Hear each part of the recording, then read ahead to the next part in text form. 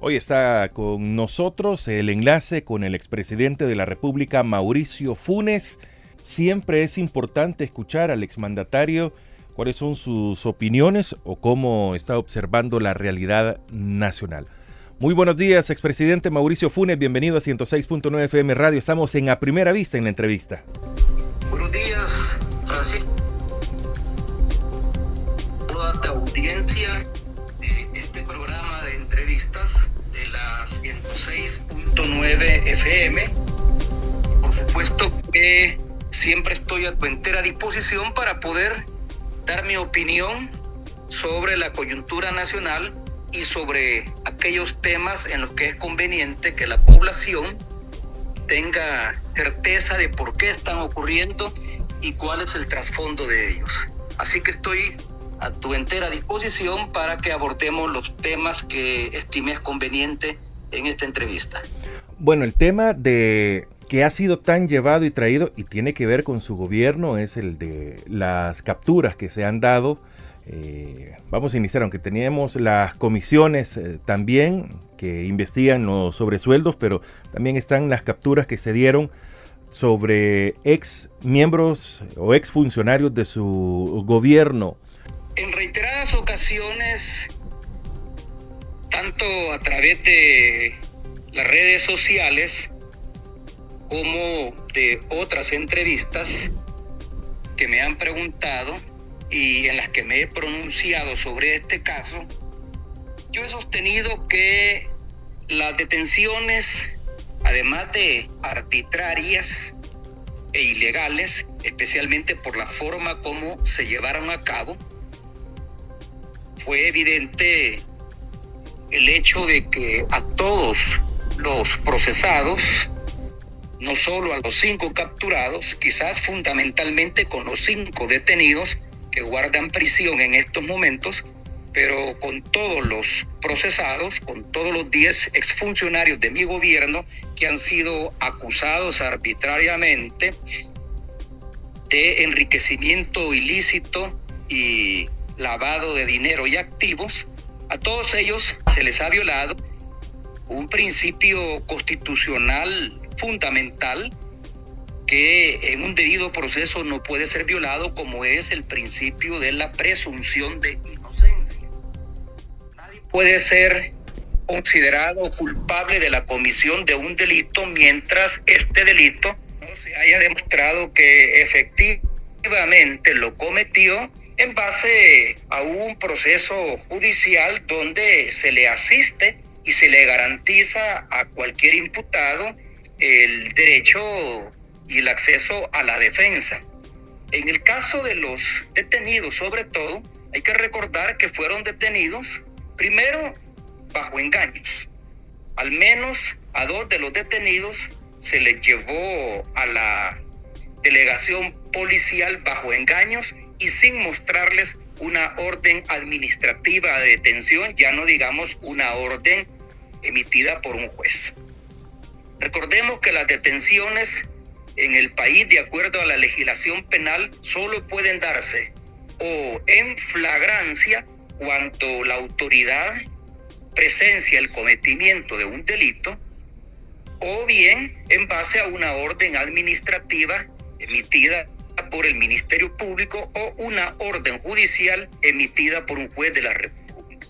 A ninguno de los 5 procesados que hoy guardan prisión, ya vamos a hablar de eso también, porque en el arresto se les están violando también sus derechos y sus derechos ciudadanos.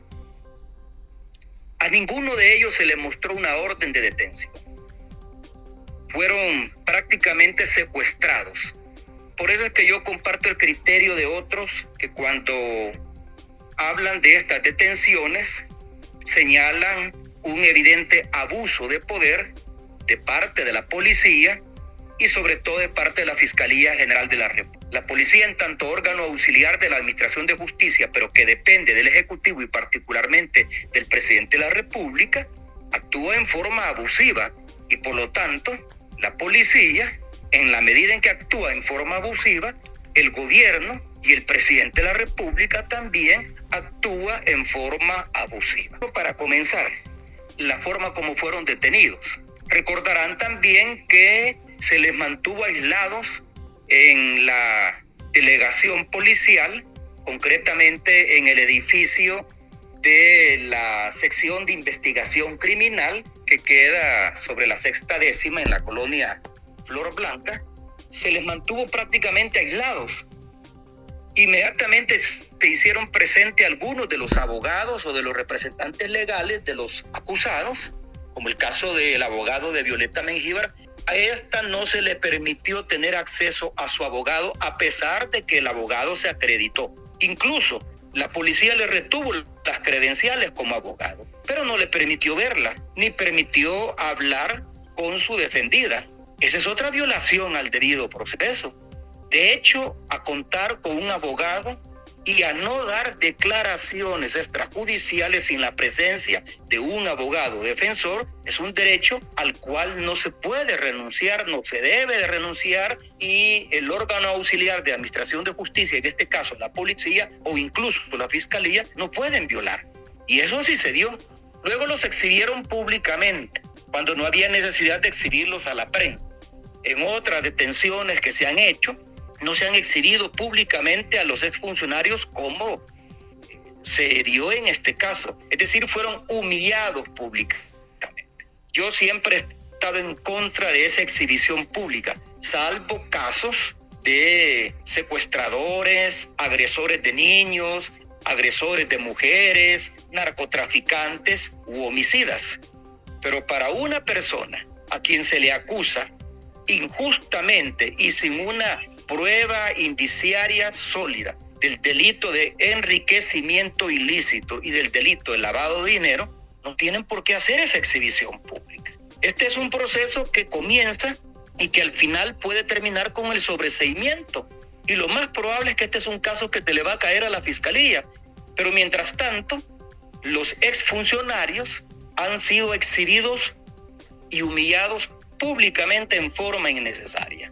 Y luego, finalmente, el hecho de que no respetaron la condición de salud de algunos de ellos, como lo estamos viendo en estos momentos.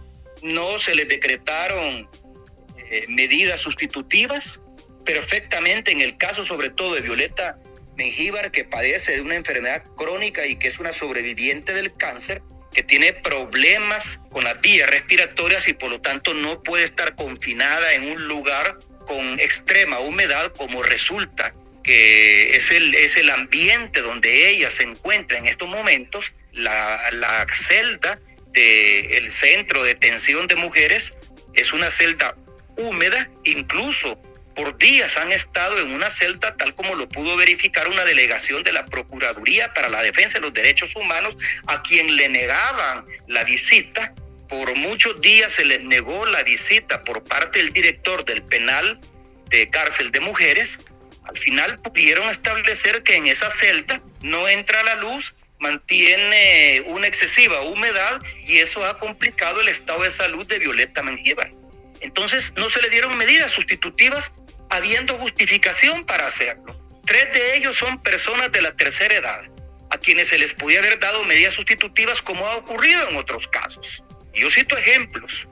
Por ejemplo, el caso del expresidente Saca, donde en una segunda fase fueron acusados algunos ejecutivos de empresas de publicidad que utilizó el expresidente Saca para lavar el dinero proveniente de Casa Presidencial, del presupuesto de Casa Presidencial. A varios de estos ejecutivos se les respetó su condición de ser personas de la tercera edad, de tener una salud frágil y no fueron a la cárcel.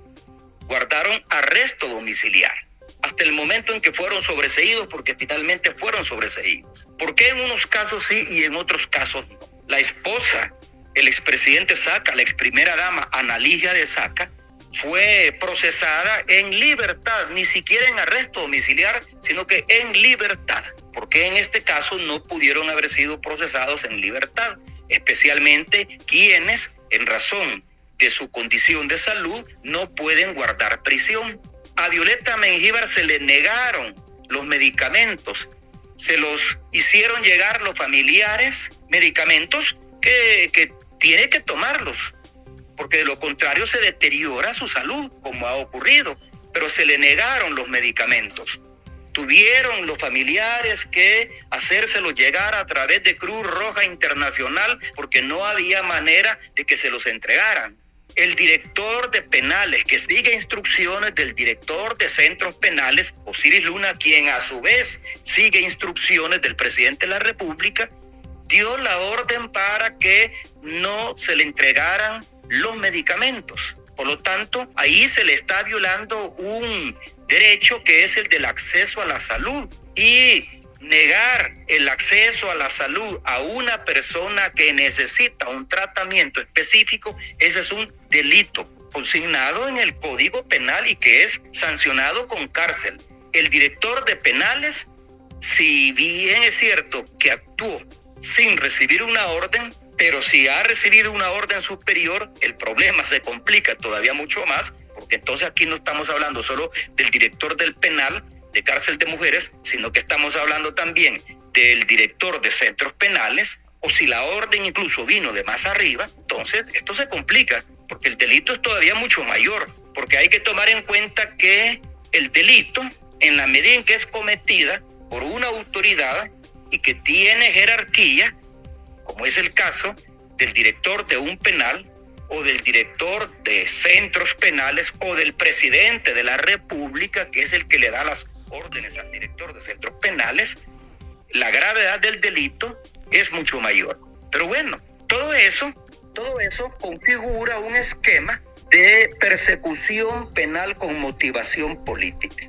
De tal manera que estamos ante un caso de presos políticos. Estamos ante un caso de persecución penal con motivación política, porque la prueba indiciaria que ha presentado la Fiscalía en contra de los 10 exfuncionarios es una prueba frágil, tal como lo ha sostenido la defensa técnica, y por eso es que han recurrido a la Cámara de lo Penal para que anule la orden de detención emitida por el juez segundo de paz, que fue el que tomó el caso, o el que recibió el caso de parte de la Fiscalía General de la República. Ahora, sobre esto yo quiero hacer una valoración adicional.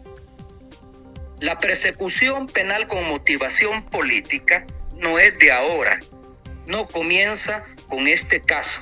Quizás el de ahora ha sido más evidente, especialmente por los perjuicios que está provocando sobre la salud de varios de los imputados que guardan prisión, particularmente sobre la salud de Violeta Mengíbar, la exministra de Salud, Violeta Mengíbar, que fue viceministra de Salud en mi gobierno.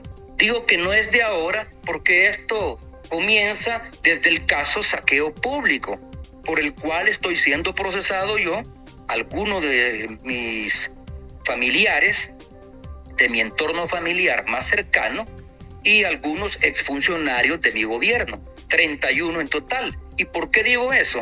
Porque también es un caso donde las detenciones fueron arbitrarias, donde a una de las que actualmente está detenida se le viene violando su derecho a una libertad condicionada, no solo por su estado de salud, sino porque incluso ya cumplió 3 años de arresto domiciliar, que es similar al arresto carcelario.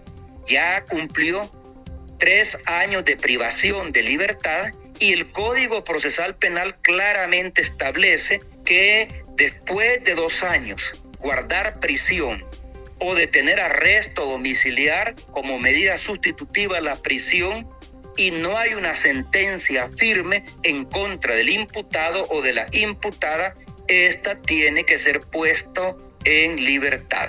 Y no ha ocurrido. Es el caso de Banda. La ex primera dama, quien está enfrentando una acusación por lavado de dinero por el orden de los $150,000 o $135,000, no recuerdo la cantidad, pese a que el abogado ha presentado durante estos 3 años suficiente evidencia en el proceso que demuestra que ella no ha cometido el delito. El caso sigue en la fase de instrucción no se convoca una audiencia para que el juez tome una decisión si condena o sobresee, y no solo eso, mantiene el arresto domiciliar después de 3 años de haber sido decretado este arresto como medida sustitutiva.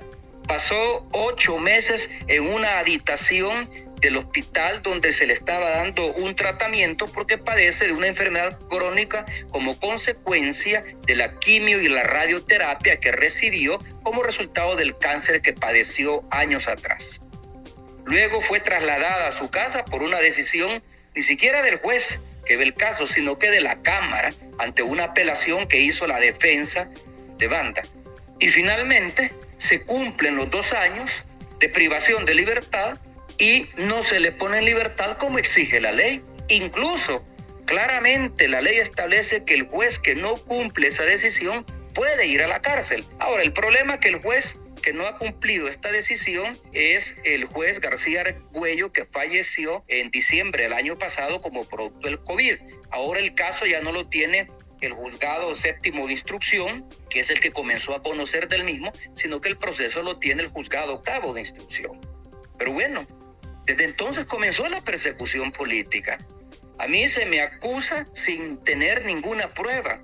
Este es un caso que en etapa de instrucción lleva ya 3 años de investigación judicial, más 1 año y medio de investigación por parte de la Fiscalía, y hasta el momento la Fiscalía no ha podido presentar una prueba sólida que me incrimine a mí y a varios de los imputados. Y sin embargo, se mantiene la persecución. Y por eso es que yo tomé la decisión, estando acá en un momento en que todavía no había sido presentado el caso ante los juzgados, tomé la decisión de asilarme en el lugar de trabajo, en el lugar o en el país de residencia, como es Nicaragua. ¿Y por qué asilarme? Porque me considero, y así lo valoró el gobierno que soberanamente otorgó el asilo, en base a las leyes que rigen al Estado nicaragüense, tanto mi abogado defensor como el gobierno y yo en lo particular consideramos de que no estaba siendo objeto de una incriminación penal únicamente, estaba siendo objeto de una clara persecución política, estaba siendo objeto de una clara vendetta política. Por lo tanto, no es de ahora el que existe esta vendetta.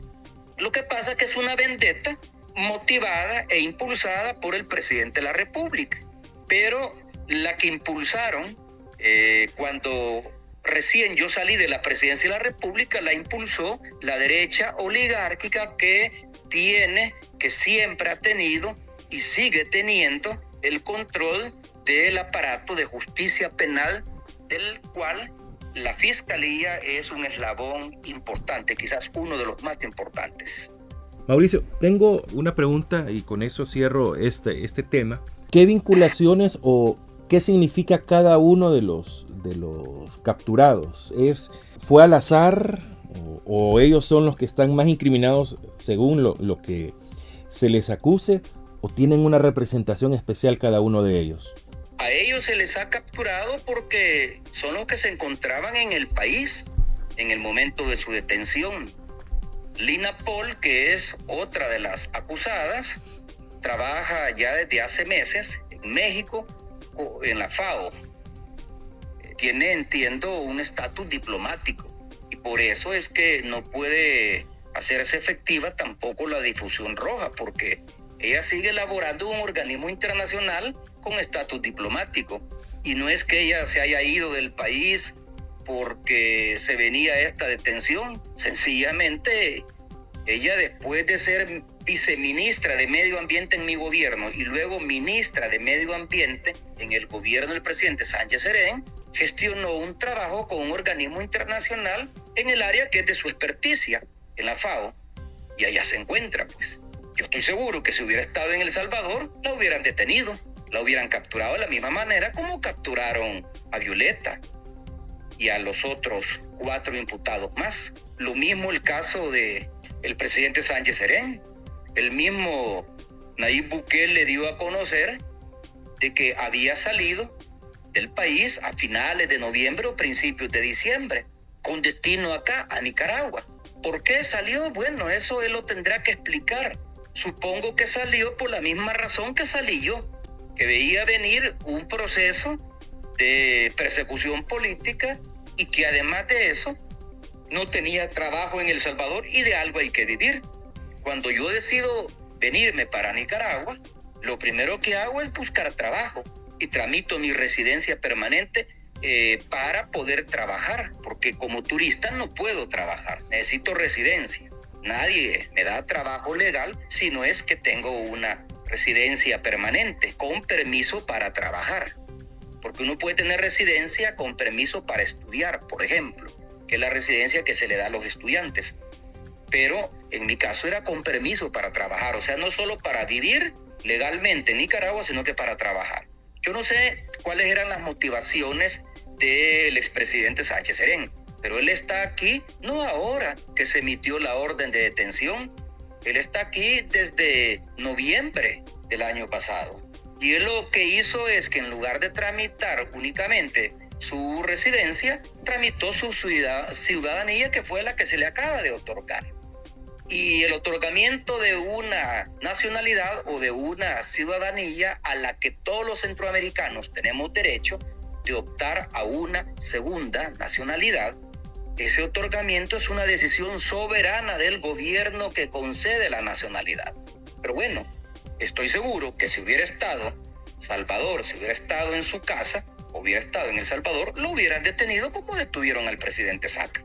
Y lo mismo también con Manuel Melgar, que entiendo que está fuera del país desde hace mucho tiempo, y lo mismo con Gerson Martínez, que por cierto acaba de ser beneficiado con el estatus de refugiado político en México. El gobierno mexicano, el gobierno del presidente Manuel López Obrador, le concedió el beneficio jurídico en base a su propia legislación de ser refugiado político, así como años atrás lo logró Sigfrido Reyes, quien también enfrenta un proceso judicial arbitrario y que tal como él lo ha demostrado y sus defensores lo han demostrado, no existe ninguna base para que haya sido acusado de enriquecimiento ilícito, peculado y lavado de dinero. Entonces, en mi opinión, no es que ellos representen algo en especial, porque veamos, por ejemplo, la hija de Chafik, que fue viceministra de Educación, Ciencia y Tecnología. Ella ni siquiera es miembro del FMLN, es hija del dirigente histórico del FMLN, Chafik Hantal, hermana del exdiputado Jorge Chafik Hantal. Pero ella como tal, tengo entendido yo que ni siquiera es miembro del FMLN y mucho menos ha sido dirigente del FMLN. Cuando llegó a mi gobierno, llegó no por una cuota del FMLN, sino que llegó sencillamente por su experticia, porque es una profesional de alto nivel, es una científica de alto nivel y por lo tanto fue una designación que hice yo como presidente de la República al cargo de viceministra de Ciencia, Educación y Tecnología, justamente por su formación profesional y por su experticia y por su trayectoria académica. Pero no es que ella represente algo dentro del FMLN, más el hecho de ser la hija de Chafik Hantal y hermana de un exdiputado del FMLN, también hijo de Chafik Hantal. Luego los otros, el que fue viceministro de Agricultura, Hugo Flores, tampoco ha tenido un cargo relevante dentro del FMLN. Más bien él proviene de las organizaciones sociales. Cuando yo lo nombré viceministro de Agricultura, era en ese entonces presidente de Cortes, una ONG integrada por organizaciones campesinas y cooperativas que trabajaban y que siguen trabajando, porque entiendo que aún existe esa ONG en el sector rural. Y por esa experiencia es que yo lo nombro viceministro de Agricultura y el profesor Sánchez Serén lo mantiene como viceministro de Agricultura. Pero no es que haya sido un funcionario destacado del FMLN, como si fue Violeta Mengíbar, que fue la primera alcaldesa de San Salvador, es decir, la primera mujer alcaldesa de San Salvador, fue diputada, fue viceministra y ministra, y llegó a ser incluso secretaria adjunta del FMLN. Entonces, yo no diría que quienes han sido imputados, bueno, y ya no digamos el caso del expresidente Salvador Sánchez Serén, que fue miembro de la Comandancia General, fundador del FMLN, por muchos años diputado del FMLN, vicepresidente de la República en mi gobierno y luego presidente de la República electo para el periodo 2014-2019. Entonces, ahí sí estamos hablando de una figura emblemática dentro del FMLN, pero el resto, bueno, Carlos Cáceres fue ministro de Hacienda. Él no provenía del FMLN, nunca militaba en un partido político. Profesionalmente, él fue director de Avanza, estuvo en Los Amigos de Mauricio, y yo lo nombro ministro de Hacienda igual por su experticia, por sus calidades profesionales, por su idoneidad. Y lo mantiene como ministro, de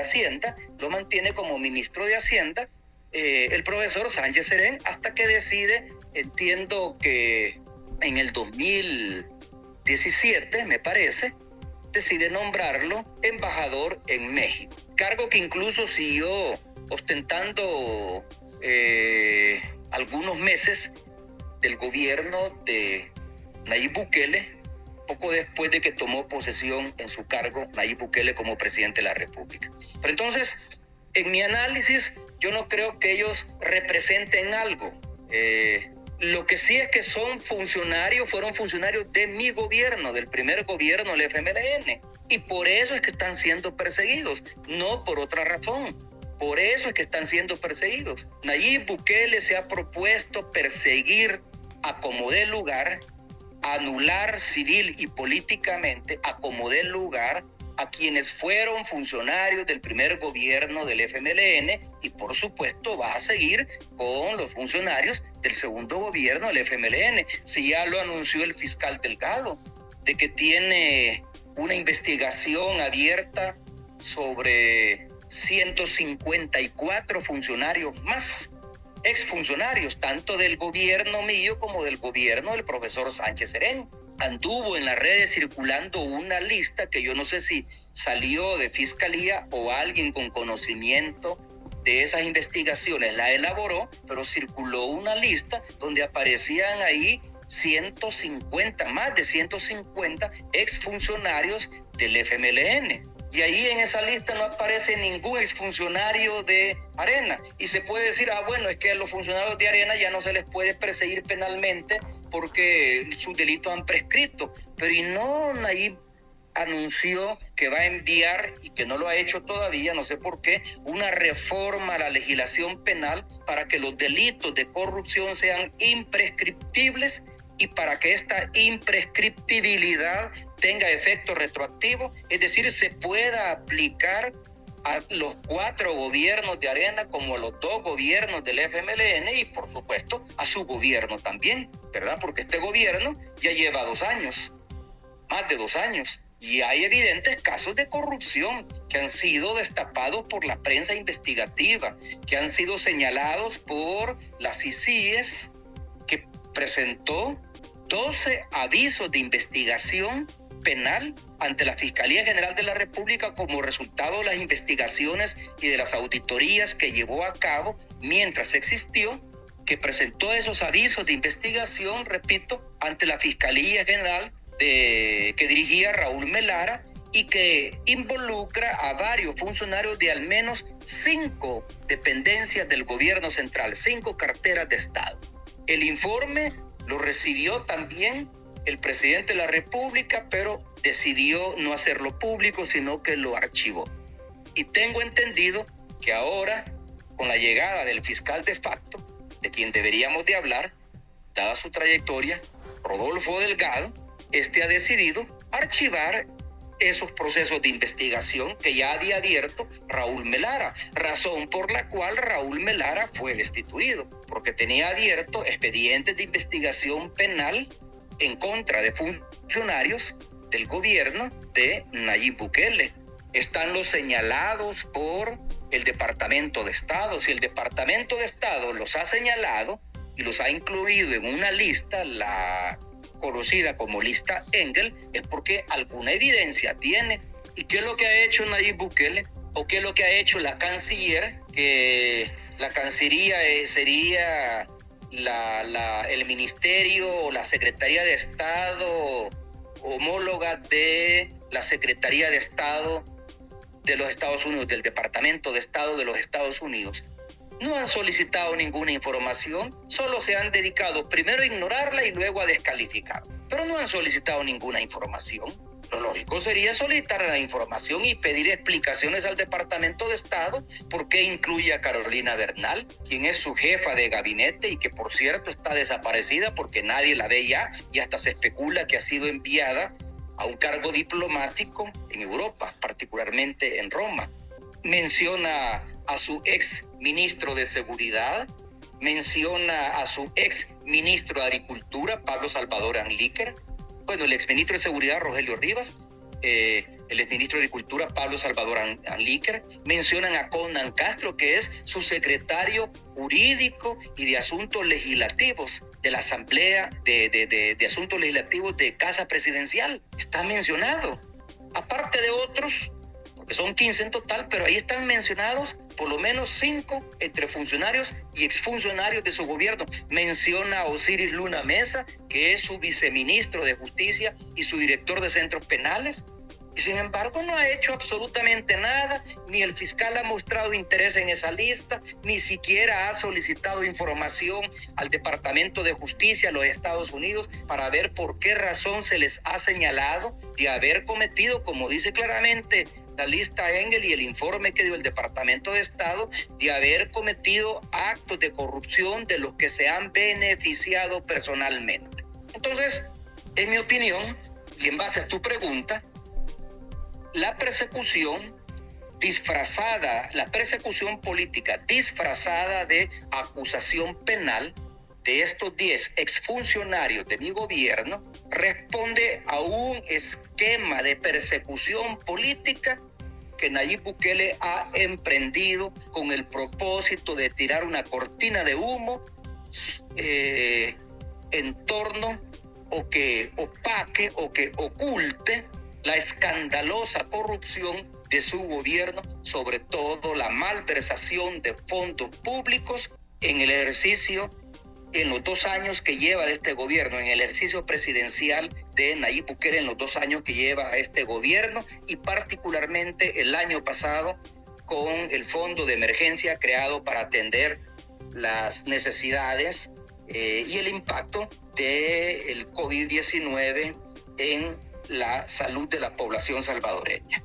Bueno, Mauricio, está escondiendo esta escandalosa corrupción y para eso necesita cortina de humo. ¿Y qué mejor cortina de humo que un show mediático en torno a este tipo de acusaciones penales? Es como lo que acaba de hacer Rodolfo Delgado, que la semana pasada intervino judicialmente propiedades y vehículos del ex viceministro de Obras Públicas y expresidente de CEPA de mi gobierno, bajo el argumento de que está persiguiendo un lavado de dinero, un desvío de fondos de la partida de gastos reservados hacia las finanzas de este exfuncionario por el orden de los 2.3 millones de dólares. Y lo que exhibe son propiedades y vehículos de colección adquiridos por Hugo Barrientos mucho antes de que fuera funcionario de mi gobierno.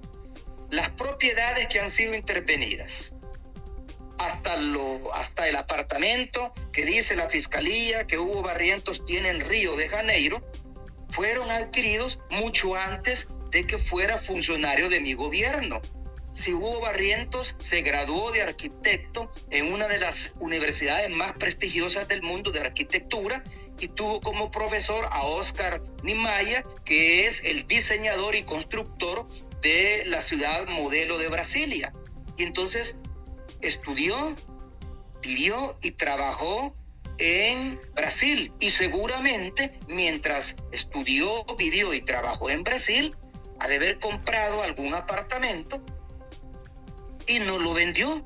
después que decidió venirse para acá, lo tiene allá y todavía es propietario. Pero ese apartamento no lo compró durante mi gobierno como para que lo hayan intervenido y hayan girado un oficio al Ministerio Público de Brasil para decomisarlo. Los vehículos, los coleccionistas saben perfectamente bien, quienes se dedican quienes se dedican a coleccionar vehículos de lujo, que por supuesto es un pasatiempo caro, nadie lo va a negar, pues, porque cada uno de esos vehículos anda costando entre 15, 20, 25 mil dólares, dependiendo el año, el modelo, etcétera, etcétera. Pero esos vehículos no los adquirió en mi gobierno.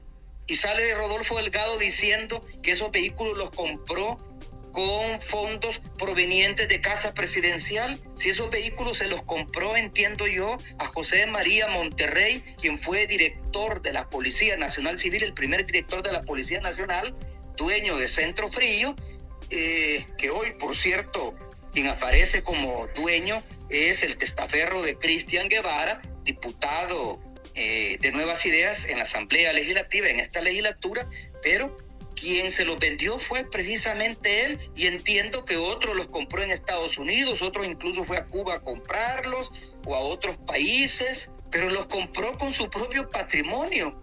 Él tiene una empresa constructora que se llama Barrientos y Asociados, que entiendo que ahora la administra la familia, particularmente la hija mayor de él, que también es arquitecta.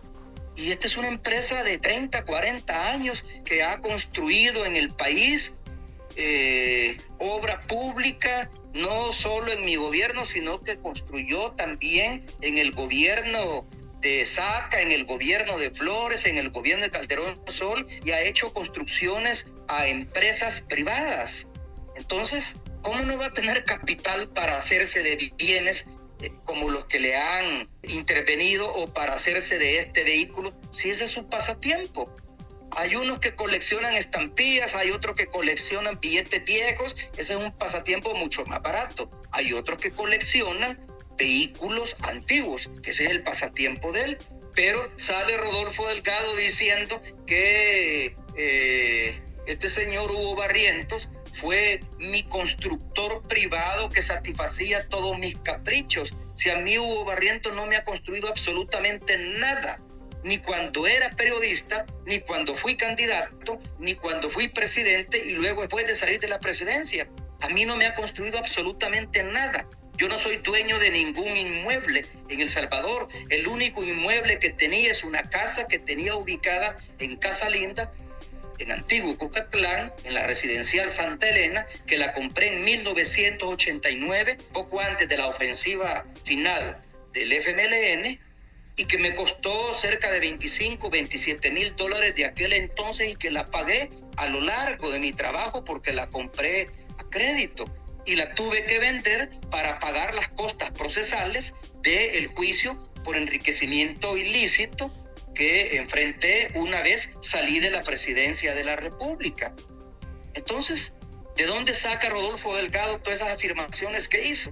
Hasta llegó a decir irresponsablemente que le había construido una casa a la ex primera dama, Wanda Piñato, cuando Wanda no tiene casa, nunca ha tenido casa desde que se llegó a vivir a El Salvador, mientras trabajó en la Embajada de Brasil, en el Centro de Estudios Brasileños. Luego después fue primera dama, luego se quedó trabajando en el gobierno de Sánchez Serén como secretaria de Inclusión Social, siempre vivió en casa alquilada y ahora está pasando, como dije, en forma ilegal ya 3 años de arresto domiciliar en una casa alquilada. Hugo Barrientos no le ha construido ninguna casa. Entonces Rodolfo Delgado realmente es un payaso irresponsable que lanza improperios y acusaciones a diestra y siniestra sin tener ninguna prueba. Entonces se necesitan de show políticos, se necesitan de show mediático. Bukele está urgido de show mediático y por eso es que exhibió públicamente, con amplia cobertura periodística, a los exfuncionarios que fueron detenidos. Los exhibió el día en que los presentaron en la delegación policial, los exhibió cuando fueron trasladados al juzgado segundo de paz para que fueran intimados. Los exhibió incluso hasta cuando fueron trasladados al penal. Y ahí se ven las imágenes, el video y la fotografía de Violeta entrando al penal, esposada.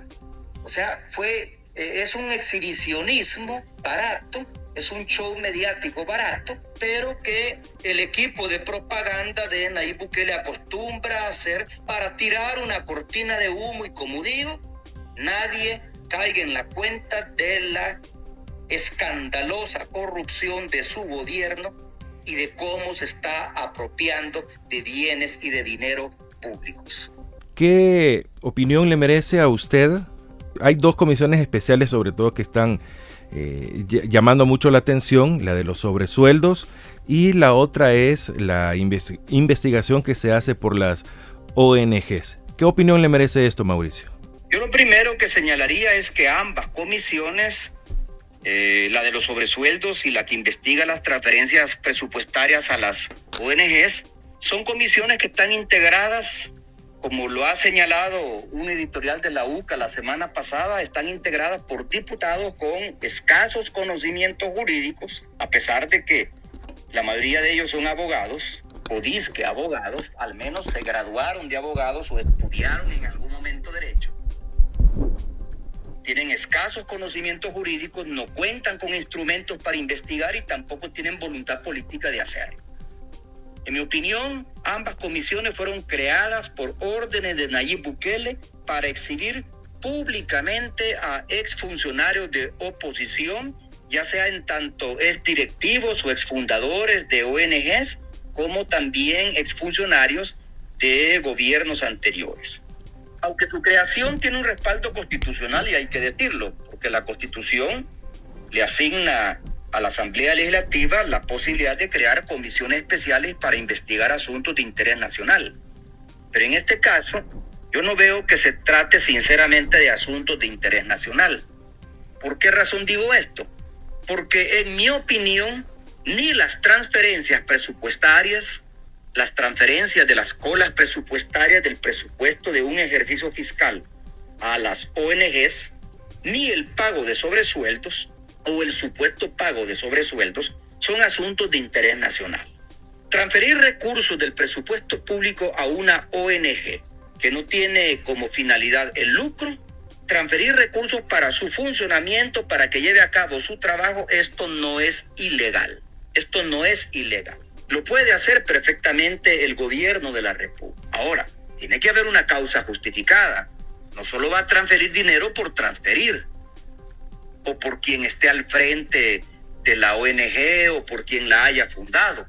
Los recursos que transfiere es para que sean utilizados precisamente en los proyectos que emprende la ONG y que son proyectos de beneficio para la población. Ahora, hacer esta transferencia no es ilegal. Lo ilegal sería, en caso que así haya ocurrido, la malversación de ese dinero público, o que no sea utilizado para los fines para los que fue transferido, para los que fue adjudicado. Ahora, eso no es la Asamblea, y mucho menos diputados que no tienen conocimiento jurídico, que no tienen experiencia necesaria, que no son expertos en auditorías contables, que no son auditores profesionales, los que tienen que hacerlo. Eso lo establece la Corte de Cuentas de la República. Según la ley de creación de las asociaciones no gubernamentales sin fines de lucro, todas estas asociaciones que reciben fondos públicos, porque no todas reciben fondos públicos, aquellas que reciban fondos públicos en virtud de la naturaleza de su trabajo, tienen que ser auditadas por la Corte de Cuentas de la República. Porque todo aquel que recibe y maneja fondos públicos es objeto de una auditoría contable por parte de la Corte de Cuentas de la República. Pero estos, yo no he visto que hasta ahora hayan presentado una auditoría contable. Sencillamente se han limitado a hablar de conflicto de interés, a actitudes antiéticas, al hecho de que han cometido corrupción los diputados que aprobaron estas transferencias, porque antes o fueron fundadores de la ONG en cuestión o fueron directivos, estuvieron en su junta directiva, como es el caso, por ejemplo, de la exdiputada Lorena Peña, que en su momento, no en el momento de la votación, en su momento, en el pasado, fue de la junta directiva de las Mélidas, o el caso de Jorge Chafik Handal, que en su momento, igual no en el momento de la votación, sino que en su momento, en el pasado, cuando él ni siquiera era diputado, fue directivo de la Fundaspad, una fundación que primero nace como ONG en 1993 como resultado de los acuerdos de paz y luego adquiere su personería jurídica hasta el gobierno, hasta mi gobierno, allá por el 2011, por el 2012. Arena negó la personería jurídica por las razones que sea durante más de 20 años. Y entonces, al tener personería jurídica, puede ser objeto de transferencia de recursos o de donaciones de recursos de parte del presupuesto público. Mientras no tenga personería jurídica, no puede serlo. Y por eso es, como lo explicó Chafik Handal y lo reiteró Eugenio Chicas, los dos que fueron citados a la comisión, por eso es que fue hasta entonces que comenzó a recibir presupuesto o fondos del presupuesto público, porque ya tenía su personería jurídica, no porque fueran gobiernos del FMLN, no porque fueran gobiernos del FMLN, sino que sencillamente porque ya tenían su personería jurídica. En los 20 años anteriores que no tenían personería jurídica, esta fundación trabajaba con fondos de cooperantes internacionales, fundamentalmente de la Unión Europea.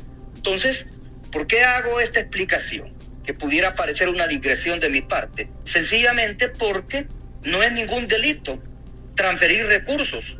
Y el único delito que pudieron haber cometido estas ONGs, no los diputados que aprobaron los recursos, porque como digo, aprobar los recursos está dentro de las facultades constitucionales de los diputados. Aprobar el presupuesto general de la nación está en las facultades constitucionales de los diputados. Y que las colas presupuestarias en la Comisión de Hacienda, las colas presupuestarias son los excedentes presupuestarios de las asignaciones que hace el Ministerio de Hacienda, que a juicio de los diputados podrían destinarse para otros fines, entre ellos para apoyar el funcionamiento de ONGs que tienen trabajos de beneficio para la comunidad. Es que no se trata de cualquier ONG. Para ser objeto de donación o de transferencia de recursos públicos, una ONG tiene que intervenir o que su área de acción esté relacionada con las competencias del Estado. Por ejemplo, la defensa y protección del medio ambiente, la lucha contra la contaminación ambiental, el acceso a la salud, el acceso a viviendas de interés social, la alfabetización, la asistencia jurídica a personas de escasos recursos, el cuidado de adultos mayores, la defensa de los derechos de los niños y las niñas, la erradicación de la violencia contra las mujeres, la protección de los pueblos indígenas, entre otras áreas de intervención. Estas ONGs, en la medida en que su competencia o su campo de acción está relacionada con obligaciones del Estado, son ONGs que complementan la labor del Estado, entonces pueden ser objeto de transferencias presupuestarias. Transferirle recursos no es ninguna ilegalidad. Y la ley no prohíbe que tampoco estas ONGs puedan haber sido fundadas por dirigentes políticos que luego fueron funcionarios de gobierno o que luego fueron diputados de la República, o que hayan estado en su junta directiva en el pasado dirigentes políticos que luego fueron diputados o que luego fueron funcionarios del gobierno. No lo prohíbe. La ley de asociaciones no gubernamentales sin fines de lucro no prohíbe que dirigentes políticos, que empresarios, que funcionarios de gobierno formen parte de su cuerpo directivo, de su junta directiva. No lo prohíbe. Por lo tanto, ahí no hay ningún conflicto de interés como lo están queriendo hacer ver. Han hecho valoraciones como, por ejemplo, le decían a Chafik y le decían a Eugenio Chicas, ¿sabe usted cuántos maestros, cuántos médicos, cuántos policías, cuántas escuelas se pudieron haber reparado o construido con estos más de $700,000 que recibió su ONG durante 5 años, ¿sí? Pero lo mismo habría que preguntar cuántos médicos, cuántos profesores, cuántos policías, cuántas escuelas, unidades de salud se podían haber construido y reparado con los más de $20 millones que año con año en el gobierno de Nayib Bukele se viene gastando en propaganda. Me parece que es un conflicto ético mucho mayor uno del que el otro, pero esto no constituye ningún delito y por lo tanto si no constituye ningún delito, entonces no entiendo por qué razón deba de ser investigado y ser considerado esto un asunto de interés nacional.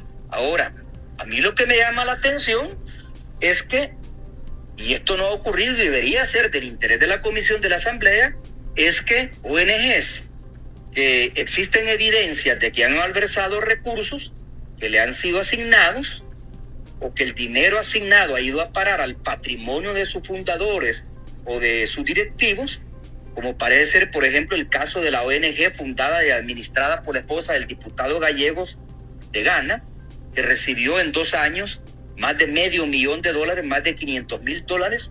Esta ONG recibió dinero para llevar a cabo proyectos de prevención de la violencia en jóvenes de alto riesgo en 7 municipios del país y resulta que ninguno de estos proyectos fue impulsado. Ninguno de estos proyectos ha sido impulsado. Entonces, ¿qué se hicieron esos $500,000? No cabe ninguna duda, por lo menos es de presumir que esos $500,000 han ido a parar al bolsillo de la familia Gallegos. Eso debería de investigarse. Eso debería de investigarse. Y no entiendo por qué la Corte de Cuentas no lo ha auditado, si es que no lo ha hecho, y no ha establecido, por lo tanto, responsabilidades patrimoniales o incluso penales, porque los $500,000 no se utilizaron en lo que dijeron que iban a utilizar. Ese debería ser, en todo caso, el propósito de esta comisión legislativa, aunque eso ya no debería ser competencia de los diputados, sino que de la Fiscalía General de la República. Pero ni la comisión ha agendado la llegada del diputado Gallegos o de su esposa a la comisión investigadora, ni tampoco la Fiscalía General de la República, a pesar de que existe evidencia de esto, que incluso fue dada a conocer por un sendo reportaje que llevó a cabo un periódico digital de investigación de nuestro país. A pesar de eso, no se ha abierto ningún expediente de investigación. Pero eso como que no parece ser el propósito de esta comisión legislativa. Parecería que lo único que buscan demostrar y que no lo han podido hacer es que la asignación y transferencia de recursos es ilegal por el hecho de existir un supuesto conflicto de interés entre la ONG favorecida con los fondos, con la asignación presupuestaria, y los diputados o exdiputados que votaron por esta asignación. Eso no lo han podido demostrar, de que exista un conflicto de interés o que este supuesto conflicto de interés constituya un delito. Lo mismo podría decir yo de la comisión que investiga los sobresueldos. Primero, para comenzar, no existe certeza jurídica de que estos sobresueldos se hayan pagado. Y por lo que hemos visto de quienes han sido invitados e interrogados por la comisión, no queda claro realmente si recibieron dinero o no recibieron dinero de parte de Casa Presidencial en gobiernos anteriores, ni queda claro tampoco en calidad de que lo recibieron, si se trataba de un sobresueldo o de un estipendio, como llegó a decir Rodrigo Ávila, o de una bonificación. No hay certeza jurídica de que se hayan pagado sobresueldos. Y como han señalado algunos abogados y expertos en finanzas públicas, los sobresueldos podrán ser inmorales en un país con tanta necesidad que satisfacer y con tan bajos salarios. Pero el pago de estos está autorizado, debidamente autorizado por un reglamento especial que se deriva de la Ley de Administración Financiera, de tal manera que la supuesta ilegalidad de este sobresueldo no es tal. Y por lo tanto, lo que hoy se está persiguiendo, y me traslado nuevamente al primer caso que analizábamos en esta entrevista, el de los presos políticos, el de los 10 funcionarios acusados de enriquecimiento ilícito y lavado de dinero por recibir supuestamente sobresueldos. Eso no es ilegal, no es ilegal. Por lo menos es algo cuestionable que podría ser demostrado por cualquier defensa técnica de que no es ilegal, porque deriva de un reglamento que tiene una existencia legal desde 1998. Lo que se haya hecho antes de la existencia de este reglamento podría ser ilegal, pero lo que se ha hecho después de la existencia de este reglamento no es ilegal. Entonces, de todas maneras, no es una comisión de diputados sin conocimiento, sin experticia y sin voluntad para investigar realmente la corrupción quien debe de determinarlo.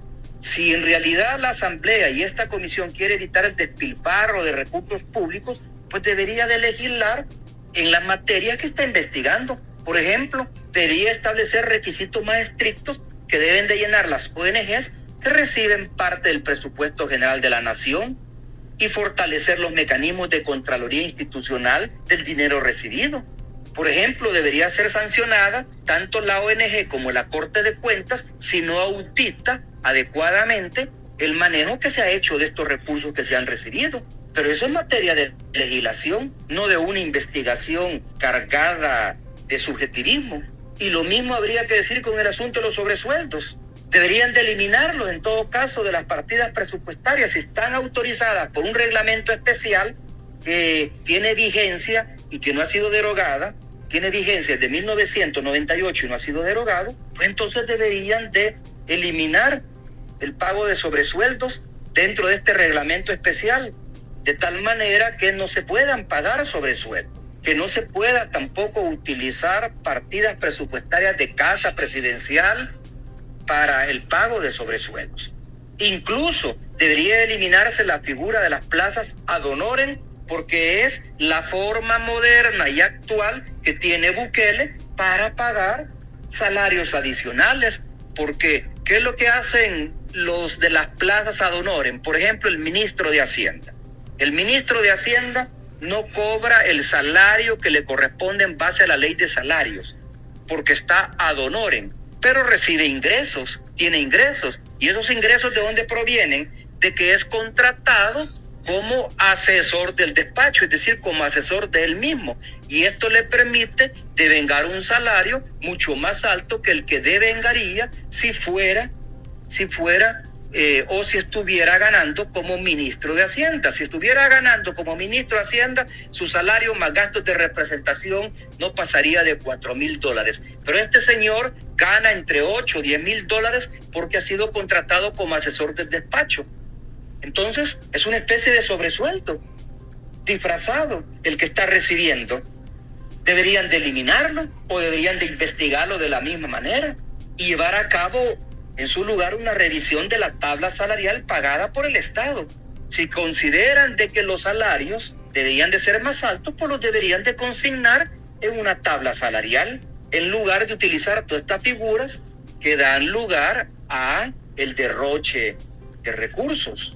Figúrense ustedes, por ejemplo, que en la actual administración, un funcionario como el presidente de CEL gana $10,000, el doble de lo que gana el presidente de la República.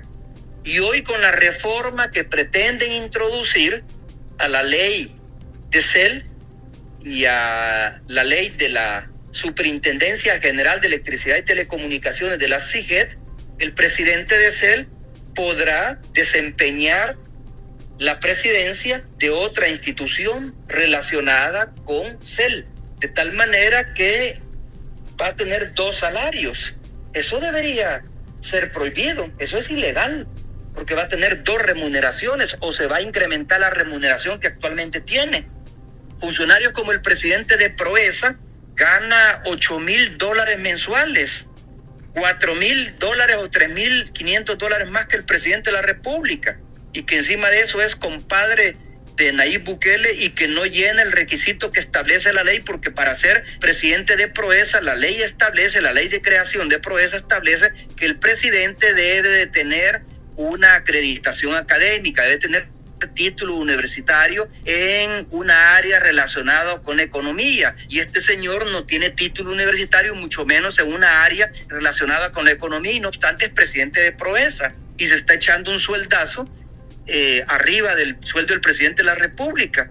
El presidente de Bandesal, que tampoco tiene formación en finanzas, y mucho menos en finanzas públicas o en banca, es el funcionario mejor pagado. Entre su salario y sus gastos de representación anda devengando los $12,000 mensuales. Eso es lo que debería de estar investigando esta comisión. En mi opinión, estas comisiones están perdiendo el tiempo en supuestas investigaciones que no tienen otro propósito más que la exhibición pública de los exfuncionarios de oposición, tanto de Arena como del FMLN. Si tanto es el interés de combatir la corrupción, ¿por qué no investigan el pago de sobornos en la Asamblea Legislativa? La compra de voluntad en la Asamblea Legislativa, no por el Ejecutivo, sino que por los grupos empresariales de nuestro país, o el pago de sobornos en otros órganos del Estado, como el caso del magistrado que fue sobornado de la Sala de lo Contencioso Administrativo por el empresario Fito Salume, dueño de Molsa, para que se le perdonara el pago de una multa que fue establecido por la Superintendencia de Competencia en mi gobierno, o el soborno que recibió un magistrado o magistrada de la Sala de lo Constitucional para que perdonara a la Transnacional de Aviación Comercial, Avianca, el pago de $32 millones en concepto de impuesto por el consumo de combustible, por el consumo de combustible de avión. Y se sabe de casos donde diputados han recibido sobornos, dinero en efectivo para levantar la mano y votar por iniciativas de ley que favorecen a grupos empresariales. Vean lo que acaba de pasar la semana pasada en la Asamblea Legislativa. La empresa que gana por 35 años la modernización, ampliación y administración de la terminal de carga aérea del Aeropuerto Internacional de San Romero es la empresa hondureña que en la campaña presidencial del 2019 le donó $1 millón a Nayib Bukele para su campaña electoral. Quiere decir que un financista de Bukele, siendo candidato a la presidencia de la República, es el que 2 años después es favorecido con un contrato de administración, un millonario contrato de administración de 33 empresas que retiraron las bases de licitación. Dio la casualidad que la empresa hondureña Alutec fue la que ganó la licitación y por lo tanto la administración, el asocio público-privado para administrar la terminal de carga durante 35 años. Dicho sea de paso, el propietario, el hondureño, el empresario hondureño, propietario de esta empresa, fue yerno de Miguel Facusé, un millonario hondureño, vinculado según una investigación de la agencia Inside Crime, vinculado con el narcotráfico de Honduras, con el poderoso cártel de los Cachiros, de acuerdo a declaración judicial en una corte federal de los Estados Unidos que ha dado uno de los dirigentes de este cártel de la droga, que el señor Miguel Facusé, ya fallecido, suegro del propietario de Alutec, estaba vinculado con el narcotráfico. Este señor propietario, dueño de la empresa Alutec, que ganó este contrato de administración, este asocio público-privado por 35 años, tiene denuncias ante la Comisión Interamericana de Derechos Humanos por agresión y violación de derechos de comunidades indígenas y campesinas en Honduras por una de sus empresas que dañó y provocó serios daños al ecosistema hondureño, al medio ambiente hondureño. Además de ser muy cercano al actual presidente Juan Orlando Hernández y de haber ganado contratos similares en el Aeropuerto Internacional de Honduras, en el aeropuerto de Palmerola. Entonces, esa es nada más ni nada menos la empresa, o el dueño o el propietario de la empresa, el principal accionista de la empresa, a quien se le concedió este contrato. En el fondo es un soborno disfrazado. Le entregan $1 millón a Nayib Bukele cuando no era presidente, era candidato presidencial para que financie su campaña, y a la vuelta de 2 años él le paga este $1 millón entregándole un contrato donde va a ganar mucho más que el $1 millón que le fue entregado siendo candidato a la presidencia de la República. Mauricio, y con esto terminamos. aunque es un tema bastante amplio y que en el cual usted puede ampliarse de igual manera, es el Bitcoin. Tan llevado, traído, hay opiniones de toda clase. Lo que sí llama la atención, el reglamento será después de que entre en vigencia.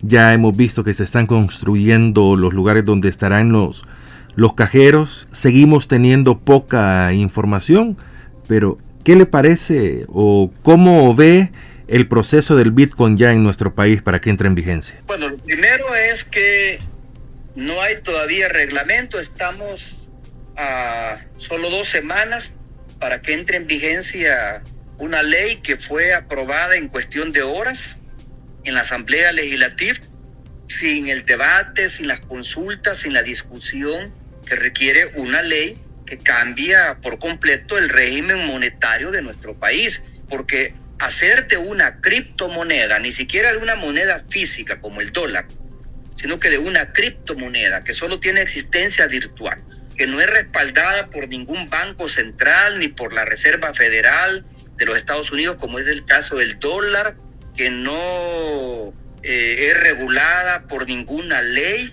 porque esa es justamente la naturaleza de una criptomoneda, que por su existencia virtual no es sujeta de regulación ni de fiscalización. Hacer entonces de una criptomoneda, de una moneda virtual, una moneda de curso legal en el país, es cambiar y modificar por completo el régimen monetario, con evidentes consecuencias económicas y políticas, económicas, sociales y políticas para el país. Y esto haberlo aprobado en cuestión de horas, sin la debida discusión, sin la debida consulta. ¿Cuál era la prisa de aprobarla, de aprobar esta ley, si no iba a entrar en vigencia una vez publicada en el diario oficial? ¿Cuál era la prisa de que se aprobara esta ley sin hacer las consultas necesarias? Desde que se aprobó a la fecha, hemos tenido opiniones de premios Nobel de Economía, hemos tenido opiniones de expertos, política monetaria, en finanzas públicas. Hemos tenido opiniones de bancos de inversión, hemos tenido opiniones de la banca multilateral, de técnicos del Fondo Monetario Internacional, de técnicos del Banco Mundial, de técnicos del BID. Hemos tenido opiniones de el Banco Central Europeo, de la Unión Europea. Hemos tenido opiniones de la Reserva Federal de los Estados Unidos, que es algo así como la banca central de reserva de los Estados Unidos, de El Salvador. Hemos tenido opiniones de expresidentes del PCR. Hemos tenido opiniones de prestigiosos economistas de El Salvador, que conocen mucho más de política monetaria que el actual presidente del Banco Central de Reserva, que es contador de profesión. Es otro que está violando la ley de creación del Banco Central de Reserva, porque para ser presidente de la Junta Directiva del Banco Central de Reserva tiene que ser graduado en banca o en finanzas públicas, y ni lo uno ni lo otro. Este señor, que está como presidente del Banco Central de Reserva, viene de trabajar en el viceministerio de Hacienda, como viceministro de Hacienda, y antes trabajó en la alcaldía de San Salvador en tiempos de Nayib Bukele como contable, como auditor. O sea que hemos escuchado opiniones de gente mucho más autorizada que el actual presidente del Banco Central de Reserva, que el presidente de la República y sus hermanos, que se la dan, que son grandes empresarios y que quieren entrar a las grandes ligas, si no tienen ni título académico. El único de los hermanos Bukele que le está asesorando, que tiene título académico, es Ibrahim, que se graduó de Economía en la UCA, y hasta ahí nomás. Karim, que es otro de los que está asesorando a Nayib Bukele en esto de la criptomoneda, como lo pudimos ver en una conferencia virtual que hizo público el Faro, a la que tuvo acceso el Faro, y donde por horas ellos conversan con expertos en criptomoneda y hablan hasta del proyecto para finales de año de crear una propia criptomoneda salvadoreña que le van a llamar el Colón Dólar, una propia criptomoneda salvadoreña. Ellos, ¿qué saben? ¿Qué experticia? ¿Qué conocimiento tienen? Y ¿Por qué hago referencia a esto? Porque todos estos que he mencionado, expertos, premios Nobel de Economía, catedráticos de prestigiosas universidades, funcionarios de banca, de finanzas, de otros países, todos ellos no le ven ningún beneficio a hacer del Bitcoin una moneda de curso legal. No le ven ningún beneficio. Todos ellos han dicho de que no es cierto de que una vez el Bitcoin comience a funcionar y comience a circular como moneda de curso legal, que sería a partir del 9 de septiembre en que entre en vigencia la ley, no es cierto de que va a haber más inversión extranjera, no es cierto de que se van a crear más empresas, no es cierto que se va a generar más empleos, no es cierto de que se van a mejorar los ingresos de los trabajadores, sobre todo de los trabajadores con más bajos salarios. No es cierto eso. Es todo lo contrario. Es como lo ha dicho un catedrático universitario, experto en el tema, que por cierto fue entrevistado entiendo que por el Diario de Hoy, por la prensa gráfica y también por el Faro, ha dicho que pasar la economía salvadoreña en la circulación del Bitcoin es como convertir a la economía salvadoreña y al país en un gran casino donde se apuesta y se puede ganar o se puede perder. Y los salvadoreños y la economía salvadoreña no está para eso. Si en estos momentos los bonos colocados en el mercado internacional han sido calificados por una de las calificadoras de riesgo más prestigiosas, como es Moody's Investment, han sido calificados como bonos basura, bonos que no valen absolutamente nada, y por eso es que los que lo han comprado, a los que lo han comprado esos bonos que están colocados en el mercado internacional, se les va a tener que pagar altos intereses, mucho más intereses que los que está pagando Guatemala o que los que debe pagar Guatemala o Costa Rica por colocación de bonos del Tesoro Público en el mercado internacional.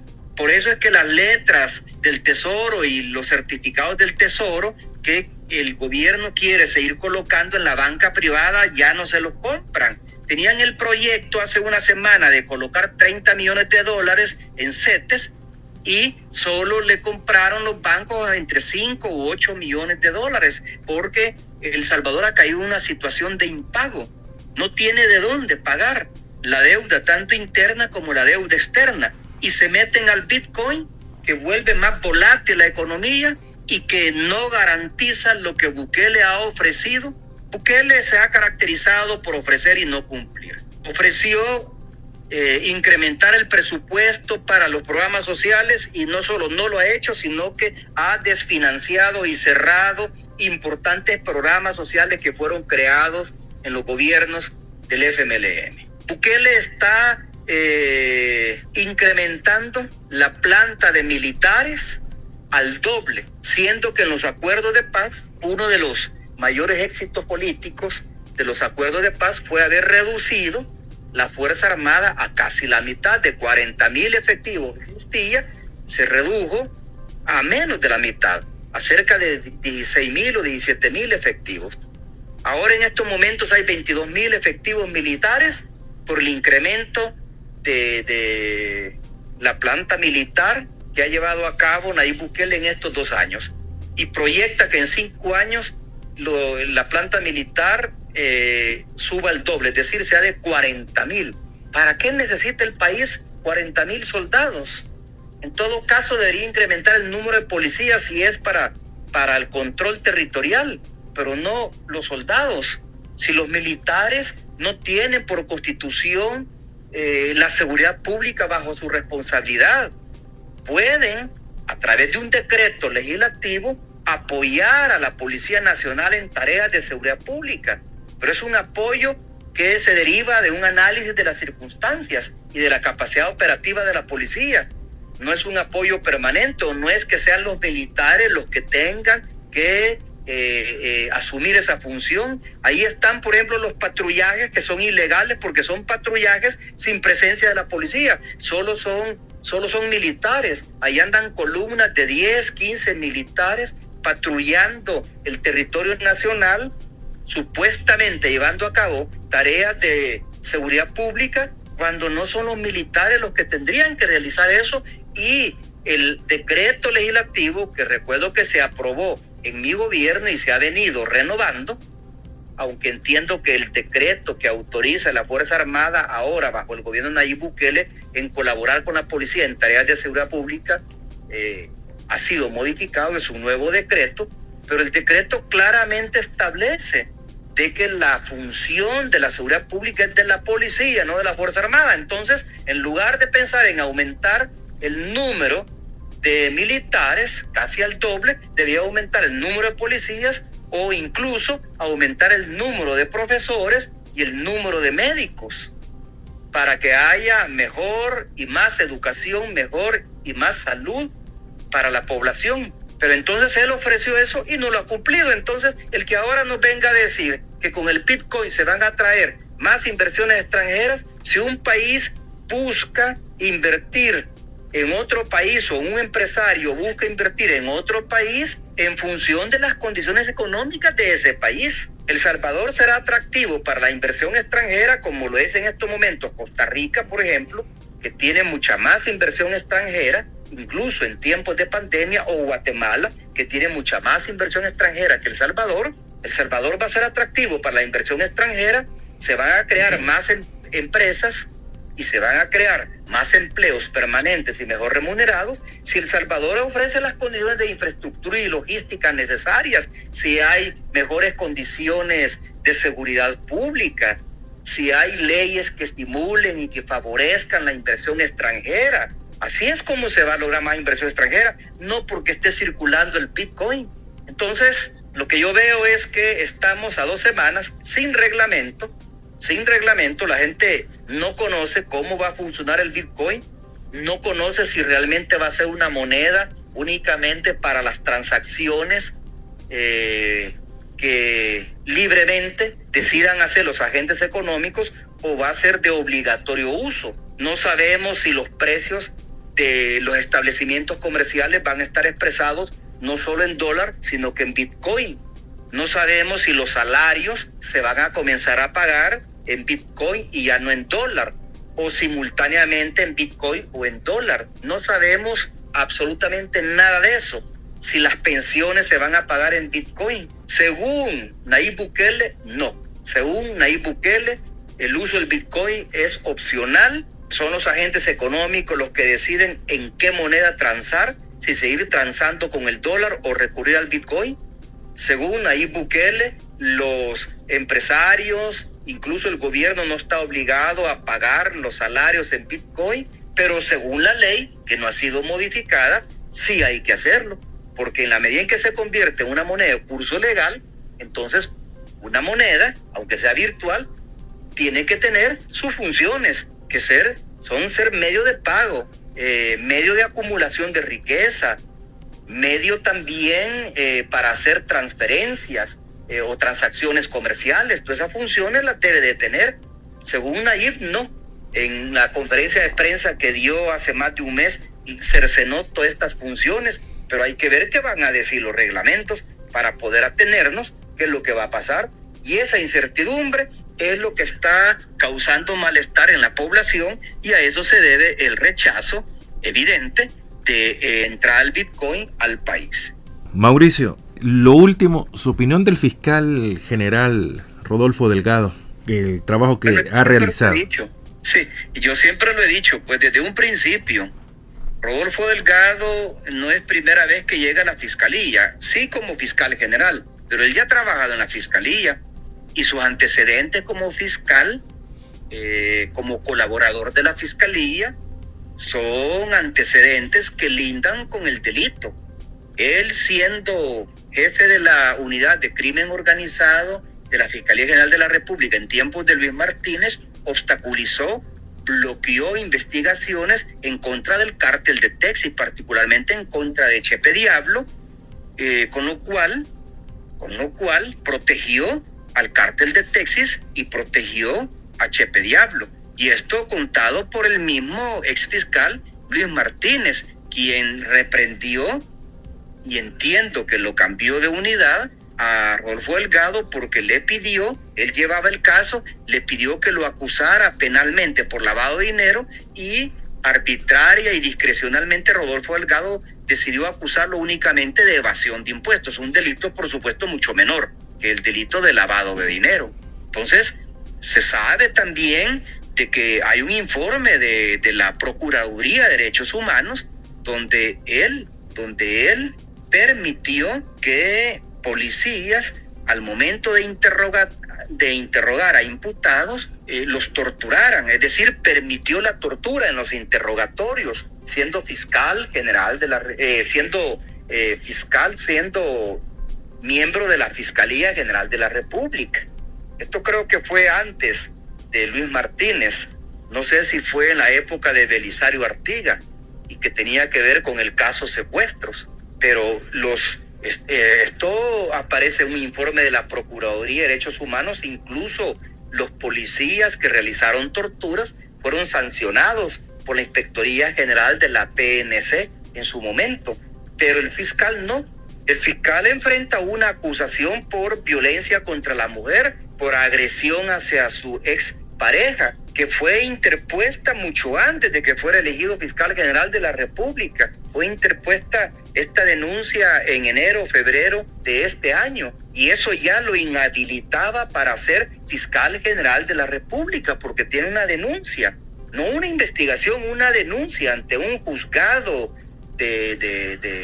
especial de violencia contra la mujer.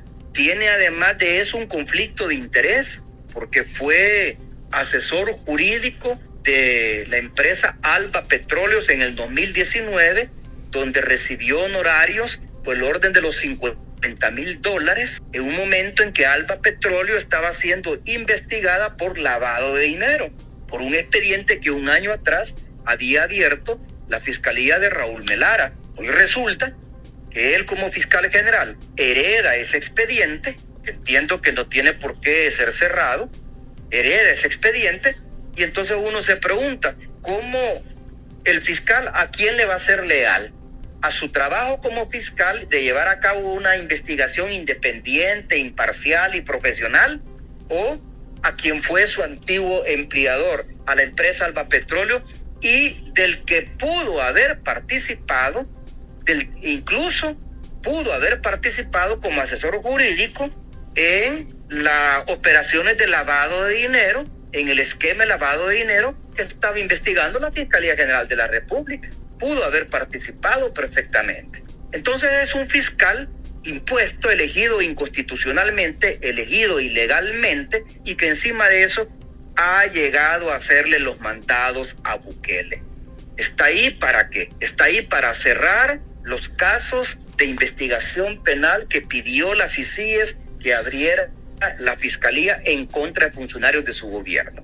Está ahí para hacer caso omiso de los señalamientos de corrupción de los funcionarios del gobierno de Bukele que fueron señalados por el Departamento de Estado en la ya conocida lista Engel. Está ahí incluso para cerrar, obstaculizar o ralentizar las investigaciones en contra del grupo Alba, que salpica al propio Nayib Bukele y algunos de sus funcionarios o exfuncionarios, como el caso de Pablo Salvador Anlíquer, como el caso también de Rogelio Rivas o como el caso de Carolina Bernal, que recibieron préstamos de varias empresas del grupo Alba, como ocurrió con Nayib Bukele y sus empresas. Entonces, ese es el fiscal que tenemos. Ese es el fiscal que incluso acaba de violar el debido proceso en la captura ilegal que ha hecho de los 5 exfuncionarios de mi gobierno, que mantiene abierto un proceso judicial sin tener pruebas sólidas, sustentables, en el caso saqueo público y en otros procesos que yo enfrento. Ese es el fiscal Rodolfo Delgado. Ese es el fiscal.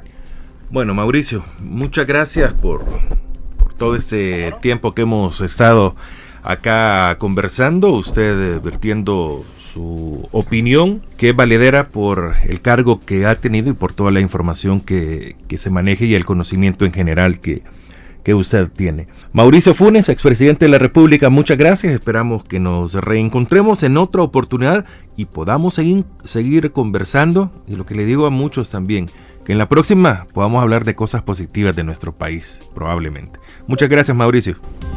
Órdenes y un saludo a toda tu audiencia. Bueno, así las palabras del expresidente de la República, Mauricio Funes, nos ha acompañado en esta oportunidad.